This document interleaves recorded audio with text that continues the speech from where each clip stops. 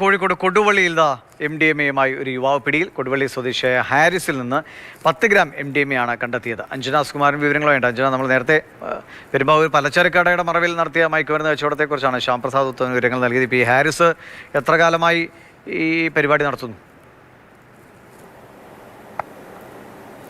കോഴിക്കോട് ജില്ലയിലെ ലഹരി മാഫിയ സംഘങ്ങളെ കണ്ടെത്താനുള്ള റൂറൽ എസ്പിയുടെ നേതൃത്വത്തിലുള്ള സംഘം നടത്തിയ പരിശോധനയിലാണ് കൊടുവള്ളി സ്വദേശിയായ യുവാവ് ഇന്ന് രാവിലെ പിടിയിലായത്.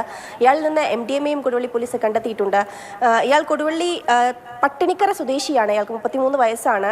ഇയാളിൽ നിന്നുമാണ് 10 ഗ്രാം MDMA പോലീസ് ഇന്ന് രാവിലെ കണ്ടെത്തിയത്. ഏറെക്കാലമായി ഇയാൾ ലഹരി മാഫിയയുടെ കണ്ണിയായി പ്രവർത്തിക്കുന്നുണ്ട്.